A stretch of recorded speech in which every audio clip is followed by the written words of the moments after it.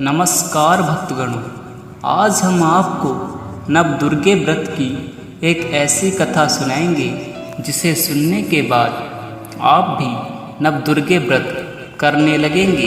तो दोस्तों, बिना समय गंवाते हुए कथा की ओर चलते हैं।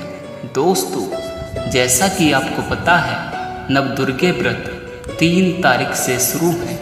तो दोस्तों, आप सभी से विनती है, सभी नवदुर्गे व्रत करें। तो दोस्तों, नवदुर्गे व्रत के बारे में एक कथा बहुत ज़्यादा प्रचलित है। तो आइए उस कथा की ओर चलते हैं। एक नगर में एक ब्राह्मण रहता था।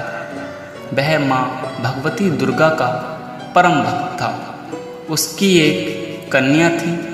ब्राह्मण नियम पूर्वक प्रतिदिन दुर्गा की पूजा और यज्ञ किया करता था। सुमति अर्थात ब्राह्मण की बेटी भी प्रतिदिन इस पूजा में भाग लिया करती थी। एक दिन सुमिति खेलने में व्यस्त होने के कारण भगवती पूजा में शामिल नहीं हो सकी।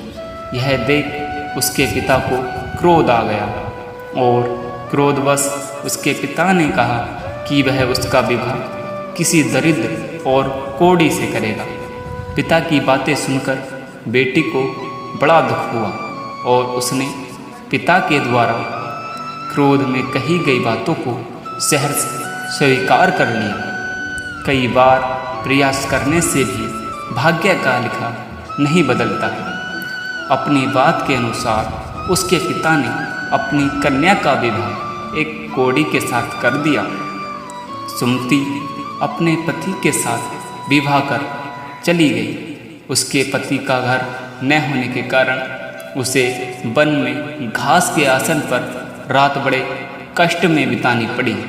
गरीब कन्या की यह दशा देखकर माता भगवती उसके द्वारा पिछले जन्म में की गई उसके पुण्य प्रभाव से प्रकट हुई और सुमति से बोली, हे कन्या, मैं तुम पर प्रसन्न हूँ। मैं तुम्हें कुछ देना चाहती हूँ। मांगो, क्या मांगती हो? इस पर सुमति ने उनसे पूछा कि आप मेरी किस बात पर प्रसन्न हैं? कन्या की यह बात सुनकर देवी कहने लगी, मैं तुम पर पूर्व जन्म के तुम्हारे पुण्य के प्रभाव से प्रसन्न हूँ। तुम पूर्व जन्म में भील की पतिव्रता स्त्री थी। एक दिन तुम्हारे पति भील द्वारा चोरी करने के कारण तुम दोनों को सिपाहियों ने पकड़कर जेल खाने में कैद कर दिया था। उन लोगों ने तुम्हें और तुम्हारे पति को भोजन भी नहीं दिया था। इस प्रकार नवरात्रों के दिनों में तुमने न तो कुछ खाया और न ही जल पिया। इसलिए 9 दिन तक नवरात्र व्रत का फल तुम्हें प्राप्त हुआ। हे ब्राह्मणी, उन दिनों अनजाने में जो व्रत हुआ, उस व्रत के प्रभाव से प्रसन्न होकर आज मैं तुम्हें मनोवांछित वरदान दे रही हूँ। कन्या बोली कि अगर आप मुझ पर प्रसन्न हैं तो कृपया करके मेरे पति का कोढ़ दूर कर दीजिए। माता ने कन्या की यह इच्छा शीघ्र पूरी कर दी। उसके पिता का शरीर माता भगवती की कृपा से रोगहीन हो गया। तो दोस्तों, यह कथा नवदुर्गे व्रत के लिए बहुत प्रचलित है।